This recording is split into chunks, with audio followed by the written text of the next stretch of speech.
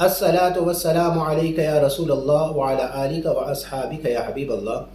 آج میں آپ کے سامنے سحری کے حوالے سے احادیث کی روشنی میں عرض کروں گا۔ اللہ رب العالمین سے دعا ہے کہ مجھے حق کہنے کی توفیق عطا فرمائے۔ سحری جو ہے وہ لفظ سحر سے نکلا ہے، اور سحر کے معنی ہوتے ہیں رات کا آخری پہر، اور فجر سے جو پہلے کا جو ٹائم ہوتا ہے اس کو سحر کہتے ہیں۔ اور سحر کے ٹائم پر یعنی اس وقت جو کھانا کھایا جاتا ہے اس کو کہتے ہیں سحری۔ آقا علیہ الصلوۃ والسلام فرماتے ہیں، یہ مسلم شریف میں ہے، حضرت انس رضی اللہ تعالی عنہ سے روایت ہے، ان انس قال قال رسول اللہ صلی اللہ علیہ وسلم۔ حضرت انس رضی اللہ تعالیٰ عنہ روایت کرتے ہیں کہ آقا علیہ الصلوۃ والسلام کا فرمان عالی شان ہے، تسحروا، سحری کھایا کرو، فإن فی السحور برکتا، بے شک سحری میں برکت ہے۔ تو لہٰذا ہمیں یہ چاہیے کہ ہم صبح جب اٹھیں روزے کے لیے تو سحری کریں۔ تو اس میں برکت کیا ہے؟ اس میں برکت یہ ہے کہ جسم کو تقویت ملتی ہے، اور جب جسم میں تقویت ہوتی ہے تو عبادت میں آسانی پیدا ہوتی ہے، اور جب سحری کرتے ہیں تو کیا کہتے ہیں، نیت تازہ ہو جاتی ہے۔ اور سحری کا جو کھانا ہے یہ عام کھانا نہیں ہے، یہ کھانے کا وقت تھوڑی ہے، ہم اللہ اس کے رسول صلی اللہ علیہ وسلم کے حکم پر کھانا کھا رہے ہیں۔ تو پتہ یہ چلتا ہے کہ سحری جو ہے وہ عبادت ہے۔ ہم یہ جو روٹی کھا رہے ہیں، ہم یہ جو سالن کھا رہے ہیں، ہم یہ جو چائے پی رہے ہیں، ہم جو دہی کھا رہے ہیں، ہم یہ جو آملیٹ کھا رہے ہیں، یہ آقا علیہ الصلوۃ والسلام فرماتے ہیں کہ سحری عبادت ہے۔ تو سحری کھا رہے ہیں، در حقیقت ہمیں اللہ رب العالمین اور اس کے رسول صلی اللہ علیہ وسلم کے حکم پر عمل کرنے کا ثواب مل رہا ہے۔ لہٰذا ہمیں اس ٹائم پر ایک خوشی ہونی چاہیے ہمیں کہ ہم اس وقت اللہ رب العالمین کے حکم پر، اس کی دعوت پر، ہم اس کے حکم پر کھانا کھا رہے ہیں۔ تو اس میں جب آپ اس کیفیت کو آپ اپنے اندر لے کر آئیں گے کہ اللہ کی دعوت پر ہم آئے ہیں، تو اس میں سرور ہی کچھ اور ہوگا۔ آقا علیہ الصلوۃ والسلام فرماتے ہیں کہ جو سحری کرتا ہے اس پر اللہ اس کے فرشتے رحمتوں کا نزول فرماتے ہیں۔ یہ کم بات نہیں ہے، یہ اللہ کی خاص کرم نوازی ہوتی ہے۔ آقا علیہ الصلوۃ والسلام فرماتے ہیں کہ سحری کرو، یہ اہل کتاب اور ہم میں فرق ہے۔ یہ مسلم شریف میں آتا ہے، حضرت عمر بن عاص رضی اللہ تعالیٰ عنہ سے روایت ہے، حضرت عمر بن عاص رضی اللہ تعالیٰ عنہ ان رسول اللہ صلی اللہ علیہ وسلم، حضرت عمر بن عاص رضی اللہ تعالیٰ عنہ سے روایت ہے کہ آقا علیہ الصلوۃ والسلام نے فرمایا، قال فصل ما بین صیامنا، حضور نے فرمایا کہ ہمارے درمیان اور اہل کتاب کے درمیان جو فرق ہے، وصیام اہل الکتاب، جو فرق ہے، اکلۃ السحر، سحری کھانا فرق ہے۔ یہودی روزہ رکھتے ہوئے سحری نہیں کرتے، جو عیسائی ہیں وہ روزہ رکھتے ہوئے سحری نہیں کرتے۔ تو ہمیں یہ چاہیے کہ ہمارے مذہب میں حکم یہ ہے کہ دیگر اہل کتاب سے فرق ہونا چاہیے، تو ہم میں اور ان میں فرق ہے سحری کا۔ اچھا، میں ایک گزارش عرض کروں گا کہ چلیں ہم روزہ رکھنے کے لیے جب ہم سحری کے لیے اٹھتے ہیں تو ہم اتنی، ظاہر ہے یہ اٹھنے کا ٹائم تو نہیں ہے نا، عام روٹین میں ہم نہیں اٹھتے، لیکن ہم اس ٹائم پہ الارم لگاتے ہیں، گھر والوں کو کہتے ہیں، گھر والے ہمیں اٹھاتے ہیں، تو ہمیں کم سے کم 15 منٹ کا وقفہ الگ رکھنا چاہیے۔ اس 15 منٹ میں ہمیں کیا کرنا ہے وہ میں آپ کو بتاتا چلوں۔ فَتَحَجَّدْ بِهِ نَافِلَةً لَكَ، اللہ فرماتا ہے کہ تہجد پڑھو۔ آپ یقین جانیے، آپ جب تہجد پڑھیں گے، اس تہجد میں جو سرور ملے گا، اس میں جو خشوع و خضوع ہوگا، اس تہجد کی نفل میں جو عبادت میں حلاوت ہوگی، اس سجدے میں جو لذت ہوگی، اس کو عام زبان میں لفظوں سے بیان نہیں کیا جا سکتا۔ لہٰذا آپ سحری کے لیے اٹھ رہے ہیں تو آپ تہجد بھی پڑھیے، اور ساتھ میں آقا علیہ الصلوۃ والسلام فرماتے ہیں کہ رات کے آخری پہر اللہ رب العالمین آسمان دنیا پہ تشریف لاتا ہے، تو اس وقت تہجد پڑھ کر پروردگار عالم سے دعا مانگے۔ لیکن آج ہم کیا کرتے ہیں، مسجد میں جب نماز پڑھتے ہیں تو ہماری نماز کے دوران دعا میں ہماری توجہ نہیں ہوتی ہے، ہم خلوص کے ساتھ رب سے دعا ہی نہیں مانگتے، بس ایک فارمیٹی ہوتی ہے، بس امام صاحب نے اگر 1 منٹ سے 4 منٹ دعا کر دی تو ہم بیزار ہو کے چھوڑ کے چلے جاتے ہیں۔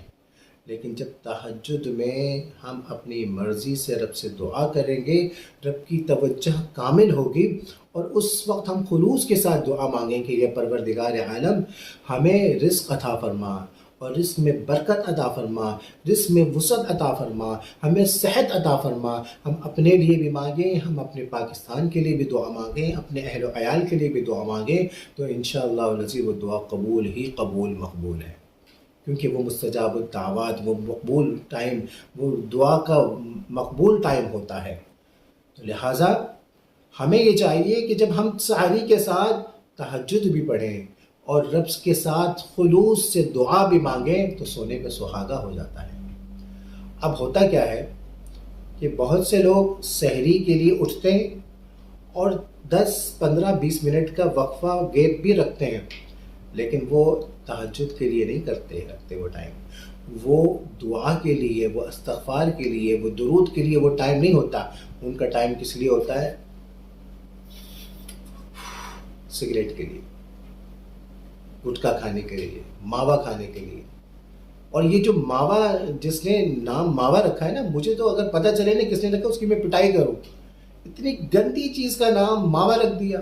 ماوا، جب ہم مولوی لوگ جب ماوا سنتے ہیں نا تو ہمارے منہ میں مٹھاس آ جاتی ہے۔ اس کا نام گٹکا ہے تو اس کا نام پھٹکا ہونا چاہیے۔ اور مجھے حیرت ہوتی ہے، جو پڑھا لکھا آدمی جب سگریٹ پیتا ہے نا، تو میں اس کو پڑھا لکھا جاہل تو بول نہیں سکتا۔ تعلیم ایک شعور دیتا ہے کہ سگریٹ پینے کا فائدہ کیا ہے۔ اور آپ جب مشاہدہ کریں گے، ایک ٹین ایج کا لڑکا ہوتا ہے نا، ایک نوجوان لڑکا ہوتا ہے نا، وہ جب سگریٹ پیتا ہے تو وہ سمجھتا ہے کہ اس نے بہت بڑا کوئی کارنامہ کر دیا ہے، اس نے ملک فتح کر لیا ہے، اور ایسا خوش ہو رہا ہوتا ہے، ایسے سگریٹ کو پر کر کے چل رہا ہوتا ہے دوستوں کے ساتھ۔ اور مزے کی بات یہ ہے کہ سگریٹ پینے والوں میں نے دیکھا ہے کہ سگریٹ خود بھی پئیں گے، دوسروں کو بھی آگے ڈبہ بڑھائیں گے، بھائی تم بھی پیو۔ ابے بھائی، تم اپنا بیڑا غرق کر رہے ہو، اگلے کا کیوں بیڑا غرق کر رہے ہو؟ اور اگر کالج یونیورسٹی میں جو یہ سلسلہ بڑھتا ہے نا سگریٹ کا، اس کی وجہ یہ ہے کہ سگریٹ والوں کے ساتھ لڑکے ہوتے ہیں، اور جو لڑکا اگر سگریٹ نہ پیے تو اس کو کہتے ہیں یار کیا ہوتا ہے یار، سگریٹ پی لو، ایک آدھ پینے سے کچھ نہیں ہوتا۔ اور اگر کوئی سگریٹ پیتا ہے، اگر ہم میں سے کوئی پوچھتا ہے کہ یار سگریٹ پیتے کہ اس کا فائدہ کیا ہے، وہ کہتا ہے یار واش روم صبح صبح اچھا آتا ہے۔ تو الحمدللہ اللہ نے ہمیں تو بچایا ہوا ہے سگریٹ سے، اللہ کا کرم ہے، بریانی گرم ہے ماشاءاللہ، ہمارا معدہ ٹائٹ ہے، ہمیں سگریٹ کی ضرورت نہیں ہے۔ پتہ نہیں کیوں اپنے آپ کو دھوکہ دیتے ہیں کہ سگریٹ نہیں پئیں گے تو واش روم اچھا نہیں آئے گا۔ اور پھر آج کا جو ٹین ایج لڑکا ہوتا ہے، اس سے آپ پوچھئے گا، اس ٹائم تو اس نے سگریٹ پی لی، آج جب 10-5-15 سال 20 سال گزر جاتے ہیں تو اس کو وہ سگریٹ چھوڑنا کتنا مشکل ہوتا ہے۔ اس ٹائم تو اس نے آپ نے بھی کہہ دیا، دوستوں کو کہہ دیا، خود بھی یہ سمجھ رہے کہ بھئی ایک آدھ پینے سے کچھ نہیں ہوتا۔ ایمانداری سے بتائیے گا کہ وہ ایک شوق میں سگریٹ پینا شروع کیا تھا، شوق میں انہوں نے پینا شروع کیا تھا، ایک آدھ سے ہی شروع کیا تھا، اور آہستہ آہستہ عادت بن گئی، آہستہ آہستہ فطرت بن گئی، اور اب چھوڑنا مشکل ہو گیا۔ اور افسوس کی بات یہ ہے،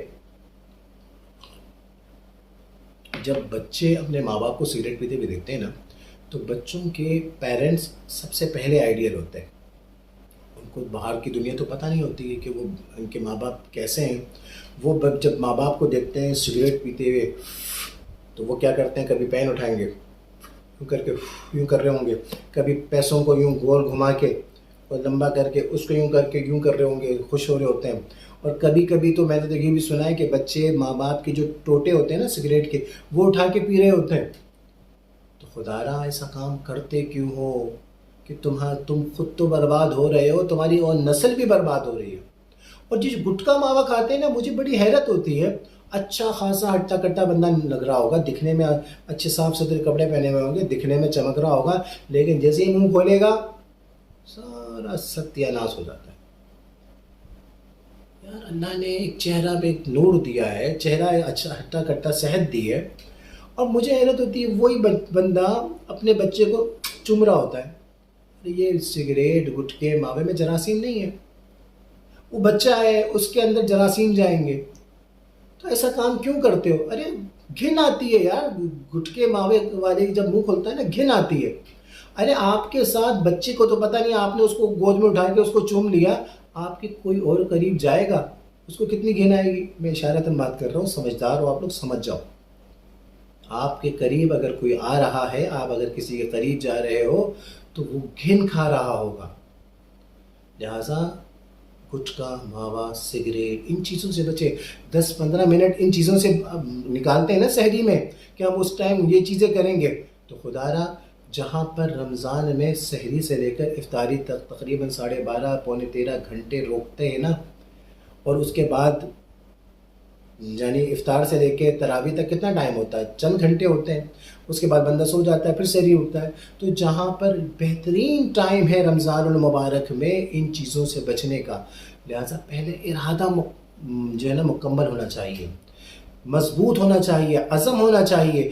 آپ نے 12-13 گھنٹے اپنے آپ کو روکا ہے نا، اور 1 مہینے تک آپ ترتیب بنا لیں کہ آپ نے گٹکا نہیں کھانا، آپ نے ماوا نہیں کھانا، آپ نے سگریٹ نہیں پینا. اور آج کل تو عجیب و غریب آ گیا، فلٹر آ گیا، ٹیسٹ آ گیا، لوگ پی رہے کر رہے ہیں، یار عجیب تماشا لگایا ہوا ہے. تو بہترین موقع ہے 1 مہینے کے اندر پہلے عزم پختہ ہونا چاہیے، ارادہ پختہ ہونا چاہیے کہ ہمیں، اور اس کے بعد تہجد میں دعا مانگیں. جو لوگ یہ کہتے ہیں مشکل ہے، ارے جب 12-13 گھنٹے کھانے سے رک جاتے ہو، 12-13 گھنٹے پانی سے رک جاتے ہو، 12-13 گھنٹے اپنی خواہشات سے رک جاتے ہو، تو یہ کیا چیز ہے سگریٹ اور وہ؟ ارادہ پختہ ہوگا، انشاءاللہ اللہ رب العالمین کی مدد ہوگی. کوشش کامیابی کی کنجی ہے. وآخر دعوانا الحمدللہ رب العالمین.